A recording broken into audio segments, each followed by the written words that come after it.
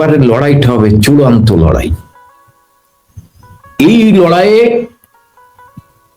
হয় আমরা বেঁচে থাকব আর নইলে ওরা বেঁচে থাকবে, এখানে আর কোনো জায়গা নাই। এই লড়াইয়ে যারা ৭১কে বিশ্বাস করে না, ৭১কে মানে না, তারা সারা জীবনের জন্য ইতিহাসে রাস্তা করে নিক্ষেপ হবে আমরা যদি জিততে পারি। আর এই লড়াইয়ে যদি শেখ হাসিনা হেরে যায় তাহলে বাংলাদেশ হেরে যাবে, মুক্তিযুদ্ধ হেরে যাবে, ৭১ হেরে যাবে। এই লড়াই হারার কোনো সুযোগ নেই। এই নির্বাচনে জনগণ ইউনূসের এই অবৈধ মব সন্ত্রাস জঙ্গি কর্মকাণ্ডকে এবং সংবিধান হত্যার দায় ইউনূস যে দায়ী, সংবিধানকে লঙ্ঘন করেছেন, পায়ের তলায় পিষ্ট করেছেন, ৭১কে মুছে ফেলতে চান। এই নির্বাচনকে বৈধতা দেওয়ার জন্য ইউনূসের এই নির্বাচন, আমি মনে করি জনগণ ভোট কেন্দ্রে যাবে না।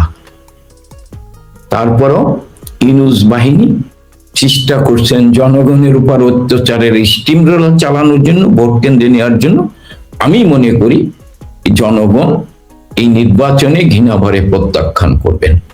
তারপর যখন দেখছেন শুধু ছাত্রলীগ না, আওয়ামী লীগের কার্যক্রম যদি চালু থাকে তাহলে ইউনূস বেশি দিন টিকে থাকতে পারবেন। এই কারণে আওয়ামী লীগের কার্যক্রম নিষিদ্ধ করে সারা বাংলাদেশে প্রায় ২ কোটির উপরে তৃণমূলে আওয়ামী লীগের নেতা কর্মীদের ঘর ছাড়া বাড়ি ছাড়া করেছেন, দোকান লুট করেছেন, ব্যবসা প্রতিষ্ঠান লুট করেছে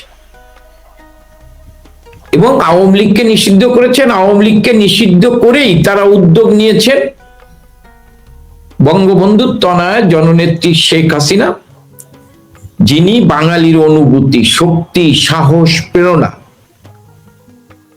দুর্যোগ দুঃসময়ে যিনি সততা, সাহসিকতা, দেশপ্রেম নিয়ে মানুষকে ঐক্যবদ্ধ করে দেশটাকে এগিয়ে নিয়েছেন, তাকে ষড়যন্ত্র করে তো তাকে ক্ষমতা থেকে সরিয়েছেন। তাকে মূল লক্ষ্য ছিল হত্যা করা, তা পারেননি, আল্লাহ রক্ষা করেছেন, সৃষ্টিকর্তা রক্ষা করেছেন। কিন্তু তাকে আন্তর্জাতিকভাবে, জাতীয় আন্তর্জাতিকভাবে তার ভাবমূর্তি ক্ষুণ্ণ করার জন্য খুনি যে সে শেখ হাসিনার বিরুদ্ধে যে রক্তপাত এড়ানোর জন্য ২৪-এর ৫ই আগস্ট ক্ষমতা থেকে ছেড়ে চলে গেছে, রক্তপাত এড়ানোর জন্য। কালকে বিএনপির একজন কর্মী, একজন নেতা, ব্যারিস্টার, উনি বলেছেন যে আওয়ামী লীগ যদি তার ১০ ভাগের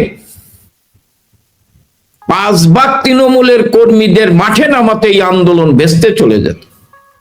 কিন্তু সেদিন আমরা প্রস্তুত ছিলাম, কিন্তু বঙ্গবন্ধুর তনয়ায় রক্তপাত এড়ানোর জন্য, শান্তিপূর্ণভাবে সমাধানের জন্য উনি চেষ্টা করেছিলেন। এই দুর্বলতার সুযোগ নিয়ে সেদিন এই যে মেটিকুলাস ডিজাইনরা, তারা এই হামলাটা করেছেন বঙ্গবন্ধু তনয়াকে হত্যা করার জন্য। আজকে তারা বঙ্গবন্ধু সেই তনয়ার নামে মিথ্যা হত্যার মামলা দিয়ে আজকে সাজানো রায় দিয়েছেন, সর্বোচ্চ শাস্তি দিয়েছেন।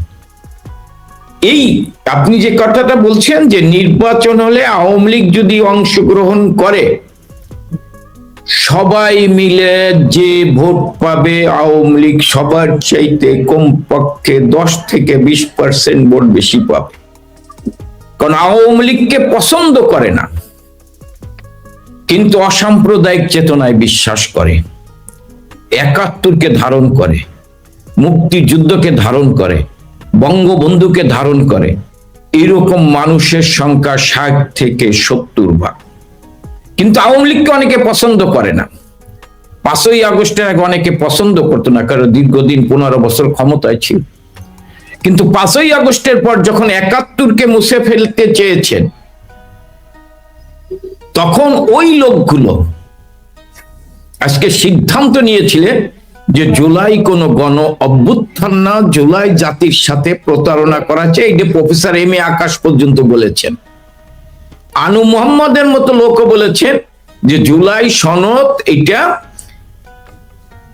মুক্তিযুদ্ধের ইতিহাসকে মুছে ফেলার জন্য এই সনদ।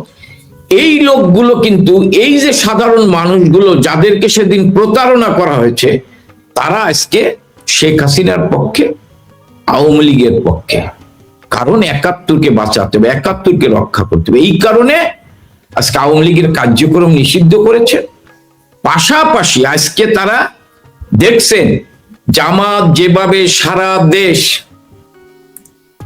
মেটিকুলাস ডিজাইন দিয়ে ইউনূসের পরামর্শে দখল করেছেন, সেই ক্ষেত্রে বিএনপি নির্বাচনে জিতার স্বপ্ন দেখছে, কিন্তু ভোট কেন্দ্রগুলো জামাতের জনসমর্থন কম, কিন্তু তারা সুসংগঠিত, তাদের অর্থ, অস্ত্র, অবৈধ অস্ত্র সব আছে।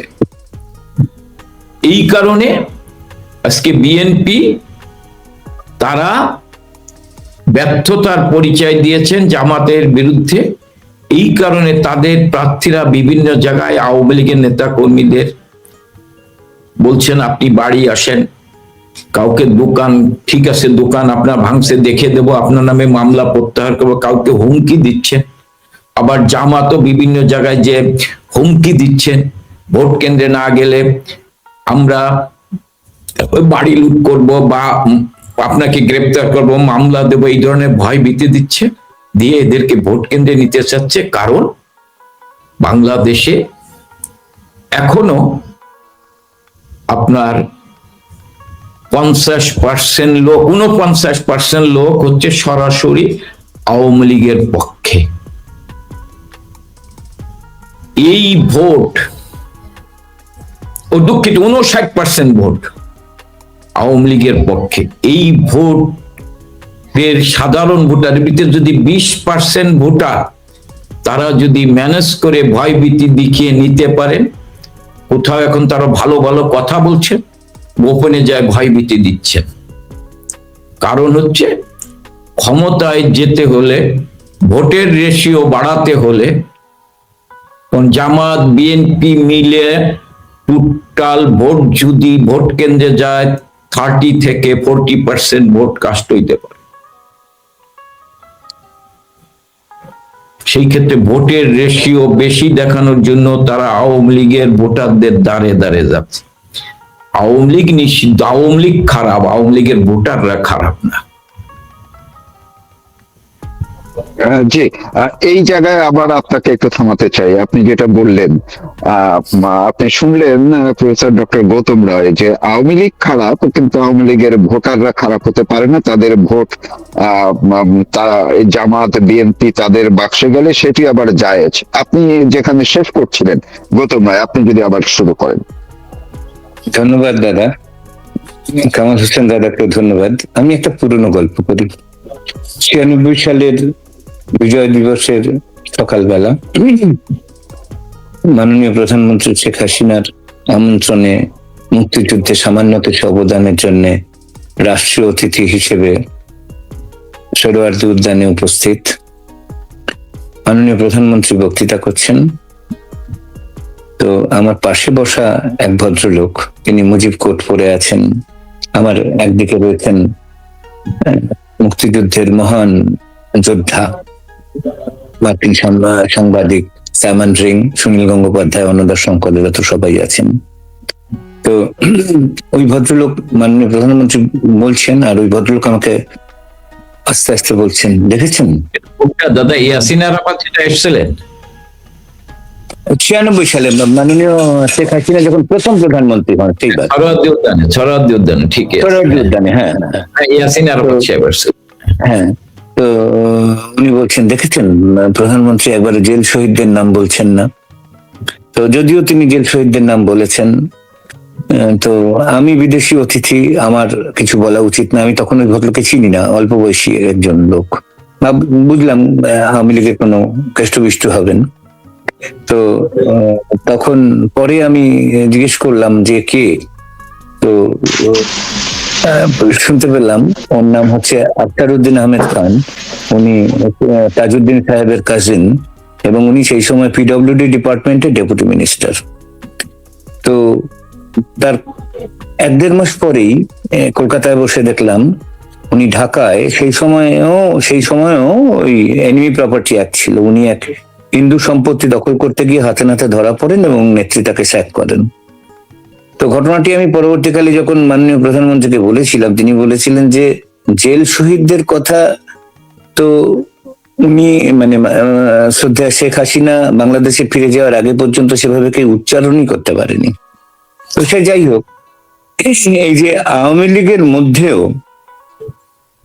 মোস্তাক এখনো আছে, মোস্তাক এখনো আছে বলেই এভাবে কার্যত প্রাণ বাঁচাতে মাননীয় প্রধানমন্ত্রী মাননীয় শেখ হাসিনার তার কন্যা তার ভগিনী শেখ রেহানাকে নিয়ে এভাবে দেশত্যাগ করতে হয়েছিল ভারতীয় সেনাবাহিনীর পরামর্শে। আসলে এই যে জায়গাটা, শেখ হাসিনা, প্রয়াত অগ্নিকন্যা মতিয়া চৌধুরী, কামাল হোসেনের মতন মানুষজন, এরা কিন্তু রাগ করবেন না, এরা কিন্তু আওয়ামী লীগের হাতে গোনা। একটা রাজনৈতিক দল যখন দীর্ঘদিন রাষ্ট্র ক্ষমতায় থাকে তখন তার মধ্যে বহু বেনজল ঢুকে পড়ে। আমাদের ভারতেও সেটা দেখেছি, আমাদের বামপন্থীদের মধ্যে দীর্ঘদিন বামপন্থীরা পশ্চিমবঙ্গে ক্ষমতায় থাকাকালীন বহু বেনজল তার মধ্যে ঢুকে পড়েছিল। আজকে এই সাহস কি করে জামাত, কি করে বিএনপি করে, আমি যদি থাকতাম আমি মরে যেতাম, কিন্তু তবুও আমি একজন আওয়ামী লীগের সমর্থক বলে আমার কাছে যদি ওরা ভোট চাইতে তো আসতো, মুড়ো ঝেঁটা নিয়ে তাড়া করতাম তাদের। তো এটা খুব কম হয়ে যাচ্ছে। বহু মানুষ, এক প্রকাশক, আমি নাম বলবো না, আমার দুটি বই করেছেন তিনি আওয়ামী লীগ ক্ষমতায় থাকাকালীন শেখ হাসিনা ছাড়া জলগ্রহণ করতেন না। তিনি এখন দেদার এইসব পাকিস্তানপন্থীদের বইপত্র ছাপছেন। শাহবাগে ছোট্ট একটা দোকান করে উঠে আসা এক প্রকাশক, সে দেদার সে বঙ্গবন্ধু শেখ হাসিনার কর্মধারা জীবন কেন্দ্রিক বই করেছে। আবার শুনলাম কিছুদিন আগেই 24-এর তথাকথিত পালা বদলের পর রিজভিটার দোকানে গিয়ে আড্ডা দিচ্ছে। এগুলো যখন দেখি তখন ভাবি এটাই স্বাভাবিক। একটি খবরের কাগজের সাহিত্য সম্পাদক যে একটা সময় আমায় বলেছিল যে শামসুর রহমান শেষ 10-15 বছর শারীরিকভাবে বেঁচেছিলেন, ওইটুকুনি, তার কবি সত্তা শেষ হয়ে গেছিল। সে এখন দুবেলা এই ইউনুস বাহিনীর লোকেদের স্তুতি বাচন করছেন, আল মাহমুদের স্তুতি বাচন করছেন। তো এই যে জায়গাটা, এটা এরাই আবার দেখা যাবে আজ বাদে কাল পরশু আবার যখন শেখ হাসিনা বাংলাদেশের প্রধানমন্ত্রী হিসেবে সগৌরবে বিরাজ করবেন, চারপাশে আফসারউদ্দিন আহমেদ খানের মতন এই সমস্ত লোকেরা গিয়ে ভিড় করবে। এই লোকগুলো সম্বন্ধে আমি কামাল ভাইয়ের মাধ্যমে আপনাদের কাছে আবেদন করছি, এখন থেকেই কিন্তু এই লোকগুলো সম্বন্ধে আমাদের সচেতন হতে হবে। এখন থেকেই কিন্তু আমাদের ভাবতে হবে, সুভাষচন্দ্র বসুর সহযোগী হিসেবে ফণীভূষণ মজুমদার, সে কিন্তু খুনি মোস্তাকের মন্ত্রিসভায় গেছিল। শেখ হাসিনা ক্ষমার সাক্ষাৎ প্রতিমূর্তি। আমি যখন তাকে ফণী মজুমদারের কথাও বলি, তিনি কিন্তু একটি বারের জন্য ফণী মজুমদার সম্বন্ধে কোনো বিরাগ ভাজন কথা বলেননি, বরঞ্চ বলেছেন উনি তো আস্তে আস্তে শারীরিকভাবে অক্ষম হয়ে গেলেন, রাজনীতি থেকে সরে এলেন। শেখ হাসিনার এটাই বিশেষত্ব, যারা কামাল ভাইয়ের মতন, যারা তাকে, আপনার মতন তৌসিফদা, আপনার মতো যারা তাকে ব্যক্তিগতভাবে চেনেন জানেন, তার বুক ফেটে গেলেও তার মুখ ফাটে না, তার মুখ দিয়ে কোনো নিন্দনীয় কথা, তার মুখ দিয়ে কোনো বিরাগ ভাজন কথা বের হয় না। কিন্তু আমাদের বুঝতে হবে, যখন এই সোহেল তাজের কথা তাকে বলি, একটু বিরক্ত হয়ে বলেছিলাম, আপা তখন বলেন, ওকে তো আমি জয়ের থেকে, আমার পুত্র জয়ের থেকে কোনো আলাদা করে দেখি না, তো ওকে তো আমার বাড়িতে নিয়ে আসা, তাকে একেবারে বাড়িতে যেরকম ভাবে একজন মা একজন খালা যেভাবে আচরণ করে সেইভাবেই করেছি। আসলে এখানে আমি বলবো, মাননীয় প্রধানমন্ত্রী তাকে কিন্তু আর নরম হলে চলবে না আপা।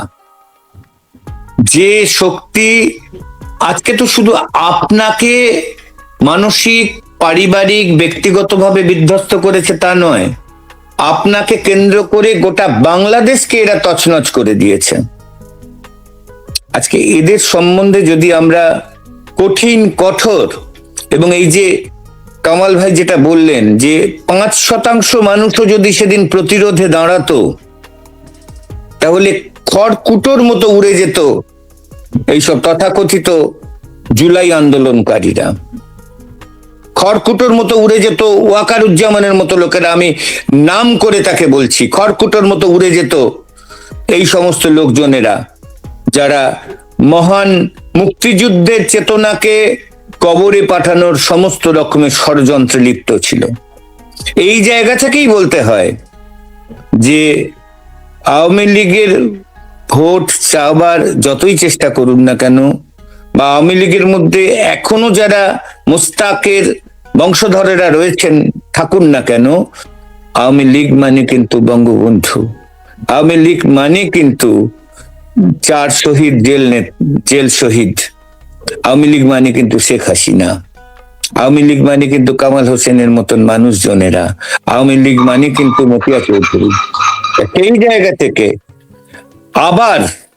আবার আর একটা 71 আসবে, যে 71 ধুয়ে মুছে সাফ করে দেবে এই রাজাকার বান্ধব ইউনুস গ্যাংকে, যে আওয়ামী লীগ ধুয়ে মুছে সাফ করে দেবে এদের সমস্ত ধরনের এই অশুভ চক্র। এবং আমি নাম করে বলছি, আমাদের এই কলকাতা শহরে বসে অর্ক দেব, অর্ক ভাদুরী, সৌমিত্র ঘোষ দস্তিদার, এরা যেভাবে ইউনুস বাহিনীর সঙ্গে একযোগে মাননীয় প্রধানমন্ত্রী শেখ হাসিনাকে হত্যার ষড়যন্ত্রে লিপ্ত ছিল, তাদের সমস্ত ধরনের মেটিকুলাস ডিজাইন, যেটা কামাল ভাই উল্লেখ করলেন, মাননীয় প্রধানমন্ত্রী বারবার এই কথাটা বলে থাকেন, সবকিছু ধুয়ে মুছে সাফ করে দিয়ে আবার একটা সোনার বাংলা নিশ্চয়ই গড়ে তুলবে, সেই প্রার্থনা একজন ভারতবাসী হিসেবে সবসময় আমার থাকবে। জি, একদম আপনার যে কথা সেটিও আমরা, যত অন্ধকার আছে সেটি কেটে গিয়ে আলোর বাংলাদেশ আসবে।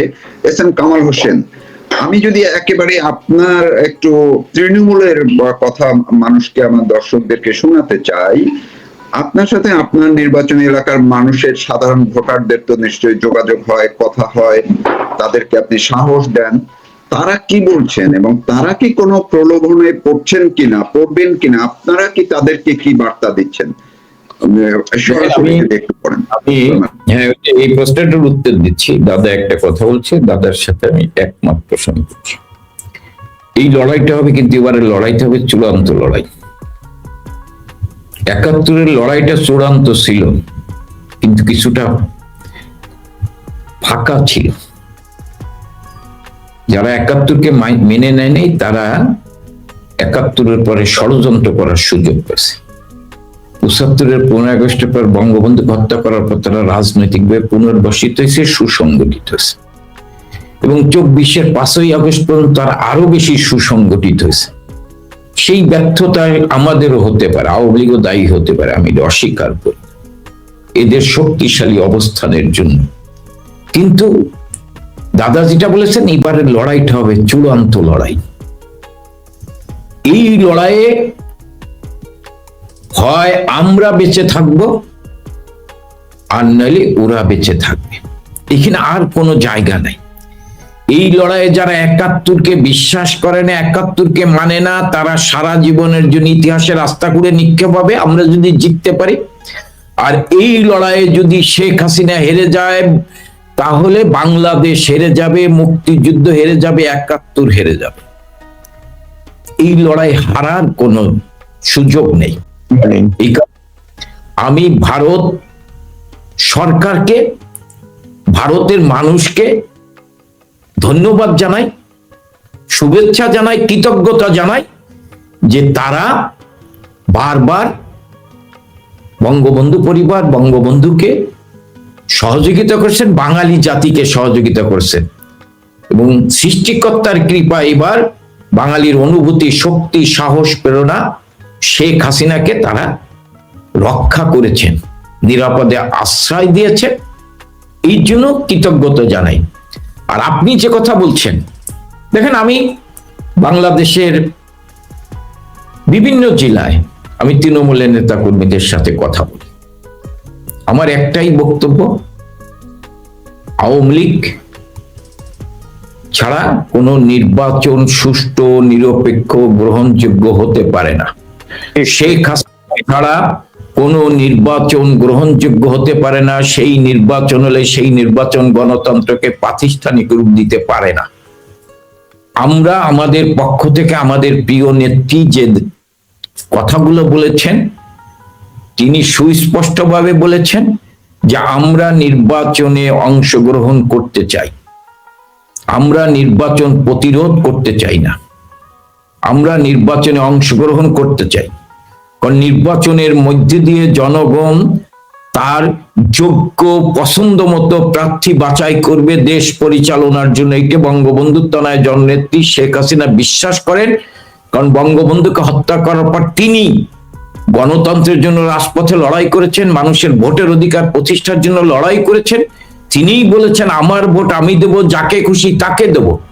সেই শেখ হাসিনা সুস্পষ্ট বলেছেন নির্বাচনে আমরা অংশগ্রহণ করতে চাই, এবং নির্বাচনে অংশগ্রহণ করতে হলে আমাদের যে কার্যক্রম নিষিদ্ধ করা হয়েছে এইটা প্রত্যাহার করতে হবে।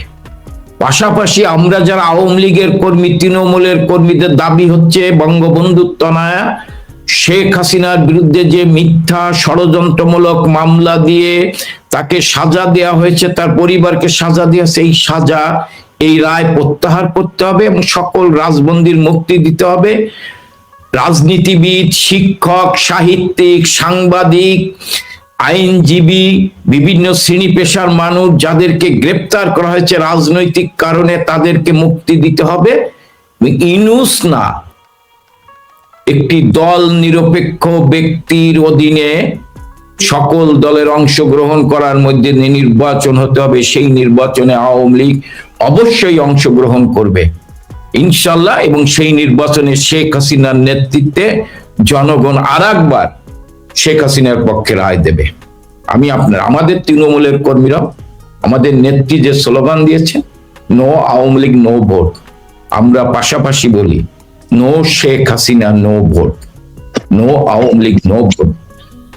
এবং আমাদের তৃণমূলের কর্মীরা এই তাদের প্রিয় নেত্রীর নির্দেশনা মেনেই তারা এই ইউনূসের অবৈধ ক্ষমতা দখলকে বৈধতা দেওয়ার জন্য যে নির্বাচন হচ্ছে, ইউনূসের জঙ্গিদের বৈধতা দেওয়ার জন্য যে নির্বাচন হচ্ছে, ইউনূসের মব সন্ত্রাসকে বৈধতা দেওয়ার জন্য নির্বাচন হচ্ছে, ইউনূস যে জেলখানায় 107 জনের মতো আওয়ামী লীগ সহ অসাম্প্রদায়িক চেতনার মানুষকে হত্যা করেছে, সেই হত্যার বৈধতা দেওয়ার জন্য নির্বাচন করছেন। ইউনূস এই গত মাসেই 8 জন সংখ্যালঘু সম্প্রদায়কে নির্মমভাবে হত্যা করেছেন দীপু সহ, সেই হত্যাকাণ্ডকে বৈধতা দেওয়ার জন্য এই নির্বাচন করছে। ইউনূস বিচার বহির্ভূতভাবে প্রায় 47 জন মানুষকে হত্যা করেছে, সেই হত্যার বৈধতা দেওয়ার জন্য নির্বাচন করছেন। এই নির্বাচনে জনগণ ইউনূসের এই অবৈধ মব সন্ত্রাস জঙ্গি কর্মকাণ্ডকে এবং সংবিধান হত্যার দায় ইউনূস যে দায়ী, সংবিধানকে লঙ্ঘন করেছেন, পায়ের তলায় পিষ্ট করেছেন, 71কে মুছে ফেলতে চান, এই নির্বাচনকে বৈধতা দেওয়ার জন্য ইউনূসের এই নির্বাচন, আমি মনে করি জনগণ ভোট কেন্দ্রে যাবে না। তারপরও ইউনূস বাহিনী চেষ্টা করছেন জনগণের উপর অত্যাচারের স্টিম রোলার চালানোর জন্য, ভোট কেন্দ্রে নেওয়ার জন্য। আমি মনে করি জনগণ এই নির্বাচনে ঘৃণা ভরে প্রত্যাখ্যান করবেন। অবস্থাতেই বাংলাদেশের সাধারণ নাগরিকদের কাছে বৈধতা পেতে পারে না, এটা আগাম বলতে পারা যায়।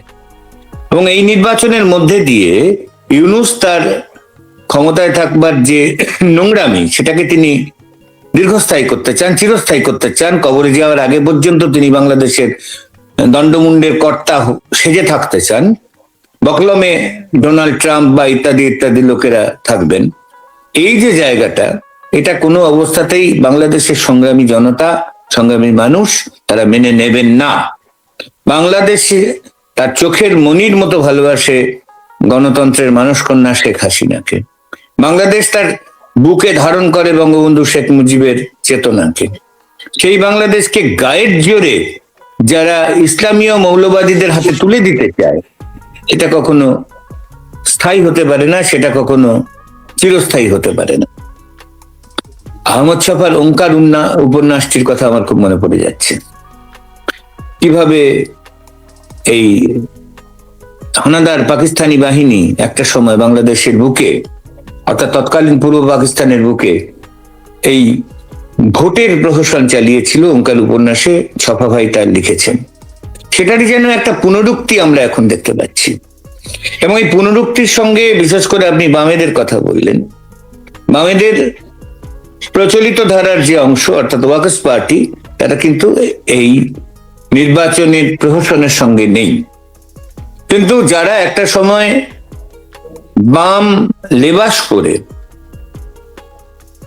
বাংলাদেশের স্বাধীনতার বিরোধিতা করেছিল, হানাদার পাকিস্তান বাহিনীর সঙ্গে সহযোগিতা করেছিল, চীনের সঙ্গে একযোগে বাংলাদেশের স্বাধীনতাকে বিনষ্ট করবার চেষ্টা করেছিল, সেই বদরুদ্দিন উমরের সমস্ত আত্মীয় পরিজন, তারা সিপিবির মতো লোক যারা ভারতে কমিউনিস্ট আন্দোলনকে শেষ করেছে, জরুরি অবস্থার সমর্থক ছিল, তারা একটা সময় বঙ্গবন্ধুকে প্ররোচিত করেছিল। আমি আপনার মাধ্যমে এই অভিযোগ করছি, একটা সময় বাংলাদেশে মানুষের অধিকারের দাবিতে মনি সিং এর ঐতিহাসিক অবদান ছিল, কিন্তু এই মনি সিংই বঙ্গবন্ধুকে তাদের মহান সংবিধানের চতুর্থ সংশোধনীর ক্ষেত্রে সব থেকে বেশি প্ররোচিত করেছিলেন, বাকশালের ক্ষেত্রে সব থেকে বেশি প্ররোচিত করেছিলেন। সেই মনি সিং এর যারা সাঙ্গপাঙ্গরা আছেন, যারা সিপিবি করেন, ওই মঞ্জুরুল আহসান খানের মতন লোকজনেরা, তারা এখন আড়াল থেকে এই অবৈধ ক্ষমতা দখলকারী ইউনুস গ্যাংয়ের সঙ্গে আছে ক্ষমতার লালিপপটাকে উপভোগ করবার জন্য। তাই এই সব যারা করুক, এরা বাম নয়। আপনাদের দেশে একটা শব্দ খুব প্রচলিত হয়েছে এখন, জামাতি আর বামাতি। এই রণভাইয়ের মতো লোকেরা যারা এক একটা সময় এক একটা দল বদল করেছে, ইনু ভাইয়ের মতো লোকেরা যাদের ঘিরে অনেক ধরনের সত্য মিথ্যার প্রচলন আছে। আমাকে কিছুদিন আগে, আমি আপনার মাধ্যমে পরিষ্কার বলছি, আমাকে কিছুদিন আগে বাদশা ভাই ফোনে বললেন আমাদের চোখের মনি শেখ হাসিনার তথাকথিত বিচারের যে প্রহসন হয়েছে, তারপর বাদশা ভাইয়ের ধারণা যে ইনু ভাই আর মেনন ভাই তাদের দুজনেরও নাকি ফাঁসির হুকুম হবে। তো আমি তখনই বলেছিলাম মিনন ভাইয়ের বোন ভগ্নিপতি আব্দুর রহমান বিশ্বাস এদের কথা। তো এই বাদশা ভাই তো ভারতে খুব নিরাপদে থেকে একদিন শান্তিনিকেতনে যাচ্ছেন, তো একদিন অমুক জায়গায় যাচ্ছেন আর তার ছবি দিচ্ছেন।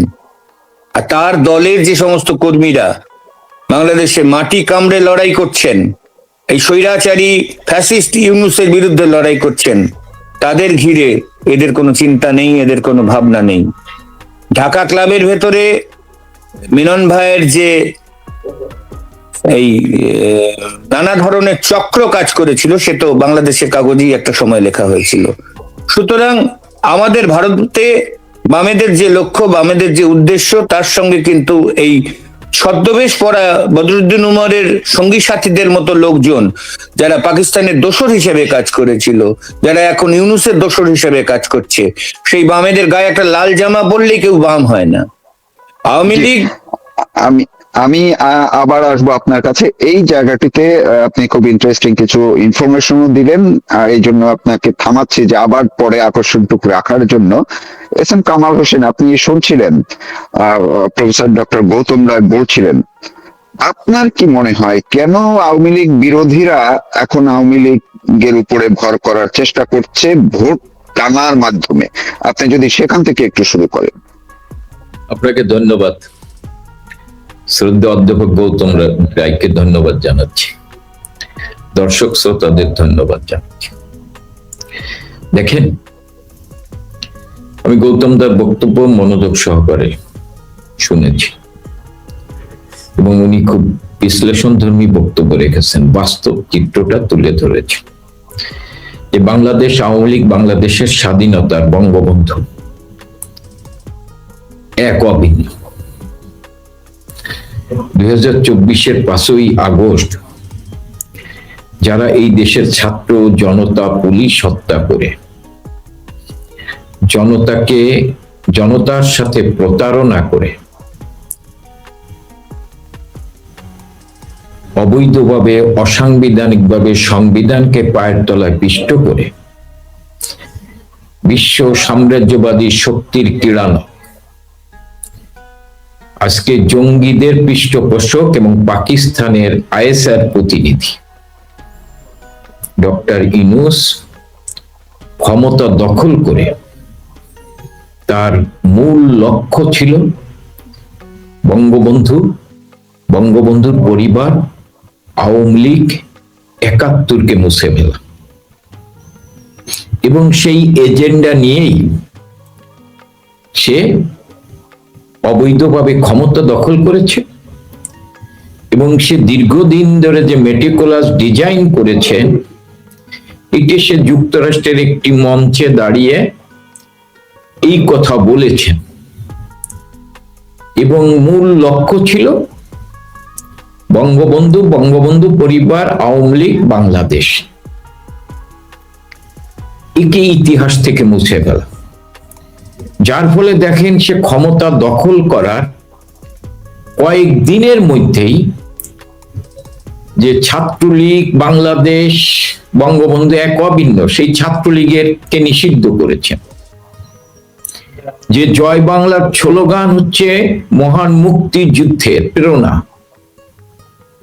বঙ্গবন্ধু আর জয় বাংলা ছিল মুক্তি বাহিনীর কাছে প্রেরণা, বাঙালি জাতির কাছে প্রেরণা। সেই জয় বাংলা বলার কারণে চাঁপাই নবাবগঞ্জে রায়হান এবং মাসুদ নামে ইন্টারমিডিয়েট পড়ুয়া ছাত্র, দুইজন ছাত্রলীগের কর্মীকে পিটিয়ে হত্যা করেছে। এই পর্যন্ত প্রায় ৪৭ জন ছাত্রলীগের নেতা কর্মীকে নির্মমভাবে মব সন্ত্রাস করে পিটিয়ে হত্যা করেছে। ইউনূস আসলে অবৈধ নির্বাচন দেবে কিনা সেটা হলো সবচেয়ে বড়। কিন্তু মানুষ কিন্তু এখনো বিশ্বাস করতেছে না ইউনূস যদি নির্বাচনের কার্যক্রম চালায়, সেইভাবে চলতেছে না। মাত্র একটি কাজ চলতেছে, সেটা হচ্ছে হা অথবা না, হার পক্ষে তারা প্রচারণা চালাচ্ছে।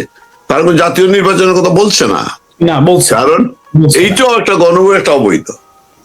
কারণ সংবিধান বিশেষজ্ঞ শাহদ্দিন মালিক বলেছে, তো ব্যাখ্যা করেছেন, বা আমরা জানি গণভোট করতে হইলো পার্লামেন্ট থেকে অনুমতি নিতে হয়, সকলের মতো আমন্ত্রিত হয় গণভোটের জন্য।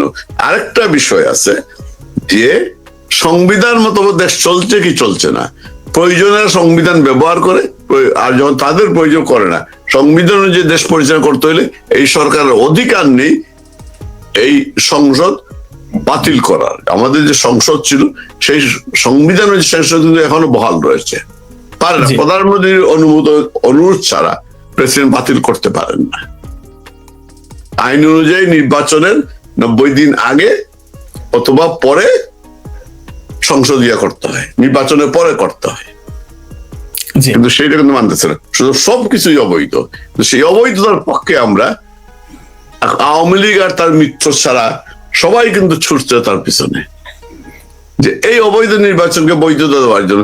এখন আর কারো নৈতিকতা নাই, এখন আর কারো নৈতিকতা নাই। এখন আর অন্তর্ভুক্তি নির্বাচন অংশ এসব আর কথা বলে না। তার মানে কি, টার্গেটই ছিল দেশটাকে একটা সবাই মিলে একটা অবৈধ রাষ্ট্র বানানো, সবাই মিলে একটা ব্যর্থ রাষ্ট্র বানানো। সবার উদ্দেশ্য ছিল একমাত্র শেখ হাসিনাকে না সরাইতে পারলে এই দেশটাকে ফকির বানানো যাবে না, এই দেশটাকে পাকিস্তানের করদ রাজ্য বানানো যাবে না। জি জি, অসংখ্য ধন্যবাদ আপনাকে। আপনি একটা বিষয়, ডক্টর মোহাম্মদ ইউনূসের একটা বিষয় আপনি তুলেছিলেন, সেটা হচ্ছে তিনি তার ছাত্র জীবনে একটা কথা সম্ভবত আপনি বলছিলেন যে হচ্ছে পত্রিকা নিয়ে জালিয়াতি করে। আমি যদি ভুল না করি, ঘটনাটি ঘটেছিল তার ছাত্র জীবনে। তখন দৈনিক আনন্দবাজার পত্রিকায় তার বিভাগের বা সমাজবিজ্ঞান বিভাগের কোন একজন ছাত্র প্রতি সপ্তাহে মাসে একটা করে চিঠি লিখতেন কলামে। হ্যাঁ, তো যেটা হয়, দৈনিক আনন্দবাজার পত্রিকার একটা বিষয় ছিল, কেউ যদি পত্রিকাতে লেখে তাহলে সেই ভারত থেকে একটা পত্রিকা তাকে মানে সৌজন্য কপি বাংলাদেশে দেওয়া হয়। এটা আবার যিনি লেখক তিনি জানতেন না। হ্যাঁ, আমি তার জালিয়াতির বিষয়টা বলছি। তখন ডক্টর মোহাম্মদ ইউনূস তিনি এই একটা পত্রিকা পাওয়ার লোভে তারই বন্ধুর নাম ব্যবহার করে তিনি হচ্ছে ওখানে চিঠি লিখলেন যে আমার ঠিকানা হচ্ছে এইটা, আপনার এখানে সৌজন্য কপি পাঠাবেন। তো লিখতেন উনি, সৌজন্য কপি পেতেন হচ্ছে ডক্টর ইউনূস। এবং সেই জালিয়াতি, সেই চুরি তিনি কিন্তু বিশ্ববিদ্যালয় জীবন থেকেই শিখেছেন। আমরা ফিরছি হচ্ছে আপনার কাছে স্বভাব, দান্নাবাজ যার স্বভাব, তার জন্মের পর থেকেই বোঝা যায় আর কি। হ্যাঁ, বোঝা যায়। আমি এই জন্য বললাম একটা গল্প বলি, একটা গল্প শুনে, একজন গরু চোর, সে গরু চুরি করে। তো তার ছেলেমেয়েরা লেখাপড়া করে প্রতিষ্ঠিত হয়ে যাওয়ার পর বললো যে আর তোমায় গরু চুরি করতে হবে না, আমাদের লজ্জা লাগে, তুমি ঘরে থাকো।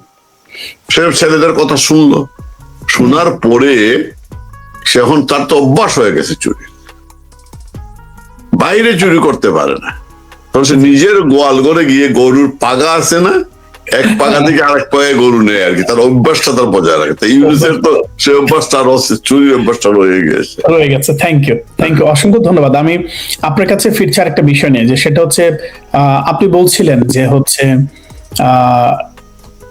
বিএনপি বলছে যে নির্বাচন কমিশন নিরপেক্ষভাবে কাজ করছে না, জামাত বলছে যে নির্বাচন কমিশন নিরপেক্ষভাবে কাজ করছে না, আমরাও বলছি নির্বাচন কমিশনের তো নিরপেক্ষতাই নাই, তার তো হচ্ছে এক পক্ষ ছাড়া আর কোনো পক্ষ নেই, সেটা হচ্ছে জামাত। আমি একটু ভিন্ন প্রসঙ্গ, অবৈধ। আমি একটা জিনিস জিজ্ঞেস করতে চাই, ছোট্ট করে একটু উত্তর দিবেন, যে সেটা হচ্ছে আপনি কি এরকম আশঙ্কা করেন অতীতে?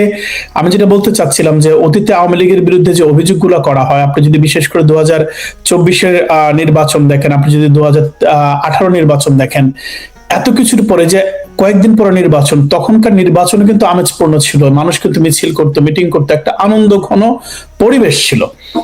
এই যে নির্বাচন কমিশন আওয়ামী লীগকে নিষিদ্ধকরণ বা হচ্ছে যে একটা প্রক্রিয়ার মধ্য দিয়ে বাংলাদেশের একটা 50 থেকে 60% মানুষকে বাদ দিয়ে নির্বাচন করে ফেলা বা করতে চাওয়াটা আসলে কি বৈধতার মাপকাঠি কিনা? ধরেন তারা নির্বাচন করে ফেললো, হ্যাঁ, তার একটা নির্বাচন, তাতেও কি এই সরকারের বা এই নির্বাচনের বৈধতা কি সারা পৃথিবীব্যাপী পাবে? আপনি যদি দেখেন সারা বৈশ্বিক প্রেক্ষাপটে আজকে যা ঘটছে, ব্রিটিশ পার্লামেন্টের এমপিরা খুব শক্তভাবে বলছেন, ইউরোপীয় ইউনিয়ন বলছেন জাতিসংঘ তার প্রতিনিধি পাঠাচ্ছে না, ইউনুস প্রশাসন তার হচ্ছে দূতকে পাঠিয়েছেন ডক্টর মোহাম্মদ ইউনুসকে জিজ্ঞেস করার জন্য।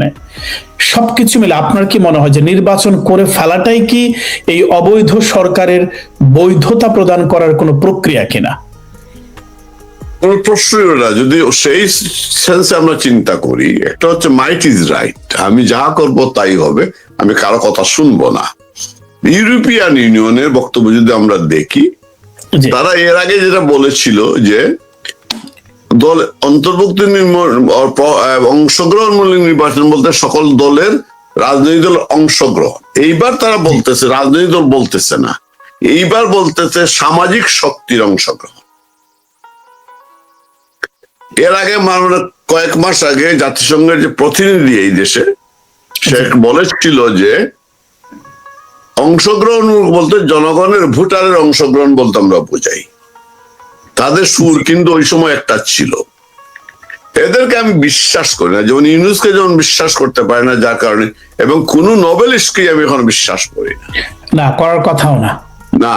কারণ আমার কাছে মনে হচ্ছে ওরা আমেরিকা তার ক্ষমতা পরিবর্তন ট্যাকটিক্স বারবার বদলাইছে। 70-এর দশকে দেখবেন বন্দুক দিয়ে, এবং সম্ভবত বঙ্গবন্ধু ছিলেন শেষ ক্ষমতা হত্যা করে, এলাকায় চিলির আনন্দকে করে অনেকেই করেছে আমেরিকা। এরপরে পরিবর্তন করে ভিন্ন ভাবে গেল, এইবার আবার এরপরে করলো কি, ওই যে গণ আন্দোলন করা, হঠাৎ করে পয়সা করে দিয়ে দীর্ঘদিন ইয়ে রেখে সৃষ্টি করে ষড়যন্ত্র করে, যেটা 5ই আগস্টে যারা করলো, তারা সেই চেষ্টা তারা ইরানে করলো, যেখানে তারা শক্তি দিয়ে পারে না। ইরানেও কিন্তু ফেল করলো, আসলে ফেল করেছে কিন্তু ইরানের সেনাবাহিনী শক্ত অবস্থান নেওয়ার কারণে তাদের দেশপ্রেমের প্রতি, সংবিধানের প্রতি তাদের যে আনুগত্য, সেটা প্রদর্শনের কারণে কিন্তু ইরান কিন্তু ফেল করছে। আমেরিকা কিন্তু ব্যাক গিয়ার দিচ্ছে আসলে। আচ্ছা, পশ্চিমারা তারা দেখে তাদের পরিবর্তন, বিশেষ আমেরিকা যেদিকে চলে, ওরা সে বাইরে কেউ যে ইউরোপ যায় না, কেউ কিন্তু যায় না। ইদানিং একটু দেখা যায় যে ডেনমার্ক নিয়ে তাদের মধ্যে একটা দ্বন্দ্ব আছে, সেইটা হয়তো মিটে যাবে। এখন আমেরিকা, আমি কেন সংক্ষেপে যে এখন মনে হচ্ছে পরিবর্তন করছে, কিছু নোবেলিস্ট ক্রিয়েট করে তাদের মাধ্যমে তারা ক্ষমতাটা পরিবর্তন করে, ক্ষমতায় বসা, যাতে একটা ভাবমূর্তি সৃষ্টি করে প্রথম। আচ্ছা, এইটাও হচ্ছে, এই জন্য আমি বলতেছিলাম দেন আমেরিকা ইউনুসের মধ্যে বা পশ্চিমা যখন তফাৎ, তাদের বক্তব্য কিন্তু পরিবর্তন হচ্ছে। জি আপনি যে আজকে আমি তাদেরকে প্রশ্ন না করে, আমি যদি রাজনীতি, আমাদের একটা জিনিস আমার রেফারেন্সে বলতো যে রহমান একটা কাজ করেছে বাংলাদেশের রাজনীতিতে অত্যন্ত সফলভাবে, I will make politics difficult for politician এবং money is not a problem. বাংলাদেশের রাজনীতিবিদের চরিত্রতে লেখার মনে হয় এত পরিবর্তন হয় নিজেদের স্বার্থে। জিয়াউর রহমান এই কাজটা করতে পেরেছে। যে আজকে যারা বলল গত এই 14 নির্বাচন যারা বর্জন করলো অংশগ্রহণমূলক হচ্ছে না বলে, 18 নির্বাচন আসলো আবার তারা বললো রাতের বুট হয়ে গিয়েছে, যেটা এখন ওই যে ব্যালটের কাজ চলতেছে, ঠিক না? 24 হিসাব বললো অংশগ্রহণমূলক হচ্ছে না। আপনি জয়শঙ্করের টেলিভিশনে দেওয়া বক্তব্য, জয়শঙ্কর তো খুব কথা কম বলেন, কারণ কেন বলবেন, উনি ভারতের পররাষ্ট্রমন্ত্রী, উনি তো আমাদের সেই না, আমাদের দেশে পররাষ্ট্রমন্ত্রীদের মতো তো না, তার একটা ওজন আছে। উনি বলেছিলেন দুইটা কথা, যেটা আমি এটা খুব জোর দিই সবসময়, যে আমি কিন্তু ওনার বক্তব্য পুরাটা পড়লো, দুইটা জিনিসকে আমি ক্যাচ করেছি, আমি এই কাজটাই করি। শেখ হাসিনা ভারতে যেখানে ইচ্ছা উনি যাবেন, ওনার ইচ্ছা, আমাদের কোন বাধ্যবাধকতা নেই। তার মানে কি শেখ হাসিনা ভারতে বন্দী না, বা আওয়ামী লীগ নেতা ভারতের সম্মানিত অতিথি। এই যে বন্দী মুক্তি এই আইনের কথা বলে, এটা কিন্তু শেখ হাসিনা পড়েন না, বা আওয়ামী লীগ নেতারা পড়েন না, কারণ উনি কিন্তু বন্দী না, উনি অতিথি। আরেকটি কথা বলেছেন বেশি গুরুত্বপূর্ণ, নির্বাচনকে কেন্দ্র করে আমরা শুনেছি উনার বিরুদ্ধে অভিযোগের অন্যতম অভিযোগ ছিল উনি অন্তর্ভুক্তিমূলক এবং অংশগ্রহণমূলক নির্বাচন করেননি। আমরা সেটা এবার দেখতে চাই। আপনি যে অভিযোগটা করলেন বাবু, আপনি যদি সেই অপরাধটাই আপনি করেন, তাহলে শেখ হাসিনার দোষটা কোন জায়গায়? জি, শেখ হাসিনা কিন্তু, আমি আপনার শেষ প্রশ্নে আসতেছি, যেটা সংক্ষেপে বলতে চাইছিলেন যে এটা নৈতিক, শেখ হাসিনা কিন্তু আইন করে বলেননি আপনারা নির্বাচন আসতে পারবেন না। শেখ হাসিনা চেয়েছেন আপনি ইলেকশনে আসেন, আপনি আসেন নাই, সেটা আপনার রাইট আছে। শেখ হাসিনা শাসন, সাংবিধানিক ভাবে শেখ হাসিনাকে দায়ী করার কোনো সুযোগ নাই। আজকে যারা সংবিধান ও গণতন্ত্রের কথা বলেন বা অংশগ্রহণ নির্বাচন কথা বলেন, বিএনপি সহ সবাই যারা অংশ নিচ্ছে, সবাই তো আইন করে আওয়ামী লীগ একটা 50% উপরে যারা, তাদেরকে আপনি আইন করে বাদ দিতেছেন। আমরা আসতে চাই, আগে ছিল আমরা যাব না, শেখ হাসিনা বলছেন আসেন, আর এবার আমরা বলছি যাব, ইউনুস বা অন্য রাজনৈতিক দল বলতেছে না আমরা চাই না, কারণ আওয়ামী লীগ, শেখ হাসিনার কথাই রায়, আওয়ামী লীগ যদি নির্বাচন আসে একটার বাতাস থাকবে না। আজকে বিএনপি যে নৈতিকতার কথা বলে, এই যে বামদের কথা, বিএনপি বাদ দিলে, এদের বলে জামাতও বাদ দিলে, এই যে বামের যে ক্ষুদ্র ক্ষুদ্র অংশ, এই যে মান্না, এগুলো যে কথা বলে, আজকে কি প্রমাণ হলো? ওরা শুধু এমপি হওয়ার জন্য, তারা কিন্তু নৈতিকতার, তাদের কোন নৈতিকতা আছে? এই যে বদিউল আলম মজুমদার গত 15-16 বছর তো কম নসিহত আমাদের দেয় নেই। এই যে তুফাইল মারা গেছে, কম নসিহত আমাদেরকে দেয় নেই। এই ব্রিগেডিয়ার সাখাওয়াত আমাদের কম নসিহত দেয় নেই অংশ।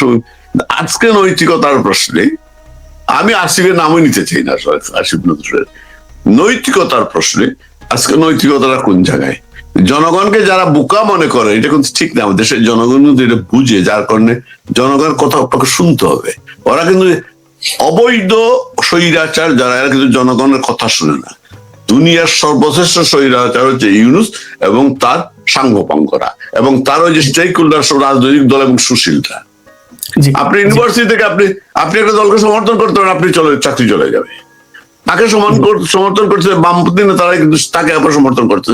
আমি নাম ধরে বলতে পারবো, রাজশাহী ইউনিভার্সিটির আপনি যে নাম বলতে পারেন, যে এই লোকটাকে ভালো করেছে ছাত্র জীবন থেকে, সেইবার সিরিয়াস লাল পতা সুন্দর কথা বলে, সেলিম রাজা নিউটন কি করতেছে সব, তার নৈতিকতা কোথায় আজকে? তাকে আমি তার বাড়িতে পর্যন্ত আমি গিয়েছি নাটুয়ে।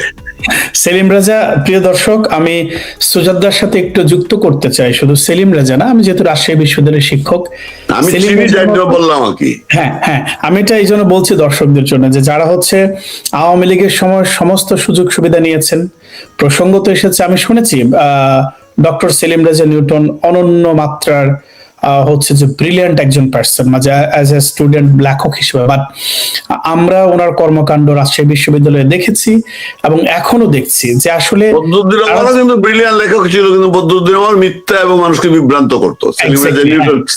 হ্যাঁ, আমি এটাই বলছি যে আমরা দেখেছি আওয়ামী লীগের সময় যত ধরনের সুযোগ সুবিধা নেওয়া যায় তারা সমস্ত কিছু করেন। হ্যাঁ, আপনি সাংবাদিক ডিপার্টমেন্টের আপনি প্রফেসর মামুন সাহেব, ওনাকে দেখেন, উনি, আমি ওই দিন একটা ভিডিও দেখছিলাম যে রাজশাহী বিশ্ববিদ্যালয়ের এখন যে হচ্ছে প্রো ভাইস চ্যান্সেলর আছেন ফরিদ খান, ওনার সাথে দাঁড়িয়ে শিক্ষা, মানে বিশেষ করে শিবিরকে হচ্ছে বা জুলাই সন্ত্রাসীদেরকে পুলিশের হাত থেকে কেড়ে নিয়ে আসছেন, একটা মহা বিপ্লব ঘটিয়ে দিয়েছেন। তিনিই কিন্তু আবার এই জামাত দ্বারাই বিভাগ থেকে নিগৃহীত হয়েছেন। এটাই হচ্ছে বোঝা না বোঝার এই তথাকথিত ক্ষুদ্র ক্ষুদ্র বাম সংগঠনের, আপনি বুদ্ধিজীবী বলেন, তাকে ওকে না শুধু সিপিবি অল সেক্রেটারি হইছে কাফি, ওরাই ভালো করে চিনি, প্রিন্সকে চিনি, ওরা বেসিক্যালি এন্টি আওয়ামী লীগ, ওরা বামটাম না, এন্টি আওয়ামী লীগ। জি জি, অসংখ্য ধন্যবাদ। আমি আপনাকে একটা জিনিস দর্শকদের মধ্যে বলতে চাই, সুজাতা আবারও একটা নাম বলেন, আমি না বললেই নয়, ডক্টর তুফাল আহমেদ, তিনি হচ্ছে মৃত্যুবরণ করেছেন। যেহেতু তিনি আমার মানে একদম সরাসরি নিজের বিভাগের শিক্ষক, আমি হয়তো সে ধরনের কঠোর সমালোচনাতে যাচ্ছি না। আমরা লোকাল গভর্নমেন্ট ইনস্টিটিউশন থেকে, যেহেতু আমরা নির্বাচনের কথা বলছি, স্থানীয় সরকার এটা একটা পার্ট ছিল এবং তিনি স্থানীয় সরকার কমিশনের প্রধান হয়েছেন। দর্শকদের উদ্দেশ্যে বলতে চাই, যারা স্থানীয় সরকার নিয়ে পড়াশোনা করেন, গবেষণা করেন, এবং আমার গবেষণার বিষয়বস্তু হচ্ছে স্থানীয় সরকারে নারী রাজনৈতিক ক্ষমতায়ন, যার কারণে আমার ওনার সাথে কথা বলা এবং বিশেষ করে একাডেমিক হিসেবে নিজের জায়গা থেকে কাজ করার যথেষ্ট সুযোগ হয়েছে। এই স্থানীয় সরকার কমিশন যখন ইউনিয়ন পরিষদকে পুনর্বিন্যাস করে যখন একটা রিপোর্ট পেশ করলেন, কমিশন পেশ করলেন, সুজাতা আপনি বিশ্বাস করেন আমি খুব আশাহত হয়েছে যে মানুষটাকে চিনতাম যে লোকাল গভর্নমেন্টের ইনস্টিটিউশন হিসেবে, সেই মানুষটা কিনা ইন্ডিয়ার মতো একটা মুখোশ, সেটা হচ্ছে যে উনি সারা জীবন কথা বলেছেন স্থানীয় সরকারকে কিভাবে শক্তিশালী করা যায়, কিন্তু ওনার কমিশন যে প্রক্রিয়ার মাধ্যমে, সিলেকশনের মাধ্যমে একটা ইউনিয়ন পরিষদের চেয়ারম্যান নির্বাচনের কথা বলেছেন, সেটা হচ্ছে নকদন্তহীন একজন এক্সিকিউটিভ। আমরা সেই প্রসঙ্গে যাচ্ছি না, ফিরছি হচ্ছে সুজাতা আপনার কাছে একটা কামাল আহমদ আছে না, বিবিসি রিপোর্ট দিয়েছে, সেই রিপোর্টে দিয়েছে মাত্র কয়েকটা মিডিয়া রেখে সবগুলো বন্ধ করে দিতে হবে। তাহলে বঙ্গবন্ধুর দোষটা কোন জায়গায়? বঙ্গবন্ধু দোষটা কোন জায়গায়? এখন তো তারা সবই করছে। আমি ফিরতে চাই আপনার কাছে একটু, আপনি বলছিলেন যে আওয়ামী লীগ বা শেখ হাসিনা ভারতে নিষিদ্ধ না। আমরা জানি যে গতকাল বাংলাদেশ আওয়ামী লীগের পক্ষ থেকে দীর্ঘ এই সময় পরিক্রমার পর একটা দলীয় সংবাদ সম্মেলন করা হয়েছে। আমি একটু প্রশ্নটা আপনাকে ভিন্নভাবে, এই প্রজন্ম, আপনি কথা বলবেন যারা হচ্ছে বিএনপি জামাত, তারা ছড়ানোর চেষ্টা করছে যে আওয়ামী লীগ রাজনীতিতে কখনো ফিরতে পারে না বা পারবে না। এই আওয়ামী লীগ 1952 ভাষা আন্দোলনের নেতৃত্ব দিয়েছে, যুক্তফ্রন্টের নেতৃত্ব দিয়েছে, শিক্ষা আন্দোলনের নেতৃত্ব দিয়েছে, 65 এই পথ পরিক্রমায় যুক্ত ছিল, 69 গণ অভ্যুত্থান ঘটিয়েছে, 52 সালে আইয়ুব খানের বিরুদ্ধে আন্দোলন করেছে, 66-তে 6 দফা করেছে, 70-এ নির্বাচন করেছে তারই পথ পরিক্রমায়, 1971 সালে স্বাধীনতা যুদ্ধে জয়লাভ করেছে এবং 75 থেকে 1996 সালে একটা বিরুদ্ধ স্রোত দেখেছে। আমি যে প্রশ্নটা করতে চাই, আজকে আওয়ামী লীগকে দমন করে, নিপীড়ন করে, নির্যাতন করে, হত্যা করে, খুন করে, আপনার কি মনে হয় এই ডক্টর ইউনূস সরকার বা এই যে অবৈধ নির্বাচনের মাধ্যমেও যদি কোনো কিছু হয়, এটা কি আওয়ামী লীগের এই শক্তি, আওয়ামী লীগের যে রক্তের মধ্যে যে একটা আদর্শিক চেতনা, সেই চেতনাকে তারা কি আসলেই সত্যি সত্যি কি ধ্বংস করে দিতে পারবে বলে আপনার মনে হয়? আপনার কি মনে হয় সুজাতা? আমাকে অনেকেই পছন্দ করে না, আমি জানি, আমার দলেরই অনেকে করে না, এবং আমি জানি আমার এই যে আমার বক্তব্য অনেকে ভালো লাগে না, আমি তো রং মিশিয়ে কথা বলি না, আমি সত্যি বলি। প্রথমত যে সংবাদ সম্মেলনটা করা হয়েছে আমি দেখেছি, যেটা আপনি প্রশ্ন করবেন আমি জানতাম। আমি গতকালকে একটা ছোট্ট পোস্ট দিয়েছি, পোস্ট হয়েছে এই টাওয়ারদেরকে আওয়ামী লীগের দায়িত্ব দিল কে? আচ্ছা, প্রথমত এই সংবাদ সম্মেলন আওয়ামী লীগের ছিল না। আওয়ামী লীগের পেজ খুঁজে দেখবেন, সেখানে কিন্তু এটা কোনো কিছু নাই। আমি এই পোস্টে একজন আমার অত্যন্ত প্রিয় মানুষ বিলেতে থাকে, সে এসে ব্যাখ্যা দিয়েছে যে সে মিজুম মজুমদারকে বলেছেন যে এটা আওয়ামী লীগের সাংবাদিক, ব্যাখ্যা দিয়েছেন পরে যে এটা সাংবাদিক সম্মেলন ছিল না, আর এটা ছিল ক্রাইম রিপোর্টে কি একটা, ওইখানে প্রসঙ্গক্রমে কথাটা এসেছে। যিনি বলেছেন যে এই স্ট্যান্ড তো আওয়ামী লীগের আছে, এটা তো এটা আওয়ামী লীগের মিডিয়া এটা প্রচার করেছে সাংবাদিকের, আওয়ামী লীগের সাংবাদিক সম্মেলন ইন্ডিয়ায় করবে কেন আওয়ামী লীগ? আর এবং হাসান মাহমুদ আওয়ামী লীগের মুখপাত্র না এই মুহূর্তে, আওয়ামী লীগের মুখপাত্র না, উনি বলতেই পারেন কথা প্রসঙ্গে। ওনার সম্পর্কে আমি এই মুহূর্তে কিছু বলতে চাই। প্রথমত যে আমরা হয়তো অন্য একদিন না, আমি যাচ্ছি, আমি বলতো আমি ওনাদের সম্পর্কে আমার কথা হচ্ছে know thyself, know thyself. জি, আমি কেন বললাম কথাটা, একজন রাজনৈতিক নেতা, আমি মনে করি না ওনারা অসৎ বা ওনার বা ওনারা দলের মধ্যেই তো ওনাদের অনেক কথা আছে এদের সম্পর্কে। আমার কথা হচ্ছে একজন রাজনৈতিক নেতার সম্পর্কে কথা থাকবে কেন? আমি বিশেষ করে যদি আপনি আওয়ামী লীগ করেন, আমি এই জায়গায় আরেকদিন বলেছি, 32 নম্বরের চিত্র দেখবেন বাড়িটা, আপনি আমাদের একটা চেয়ারম্যানের বাড়ি দেখবেন, বাদ দিলাম মন্ত্রী এমপি, মন্ত্রী তো প্রাসাদ। আমার প্রশ্নটা হচ্ছে ওরা কি কোনোদিন 32 নম্বর দেখেনি? 32 নম্বর তো শুধু বাড়ি ছিল না, এটার প্রতিভা আদর্শ। আর বঙ্গবন্ধু রাজনীতি করলে এই বাড়ি থেকে অনেক কিছু শেখার আছে। বঙ্গবন্ধু বঙ্গমাতা তো কোনোদিন মিডিয়ায় কোথাও যাননি, এই জন্য আমি প্রশ্ন করলাম এনাদেরকে যতই জনপ্রিয় হন না কেন, যতই বুদ্ধি, এই মুহূর্তে ওনাদের সামনে আনাটা জরুরি না। আর এটা প্রথমত আওয়ামী লীগের সাংবাদিক সম্মেলন ছিল না। আর ব্যারিস্টার সাহেব সম্পর্কে আমার অনেক কথা আছে, বলতে চাই না। হঠাৎ করে উনি আওয়ামী লীগের মুখপাত্র হয়ে গিয়েছেন, কেন হলেন সেটা আমি বুঝতে পারছি না, রাজনীতির ইতিহাস নেই।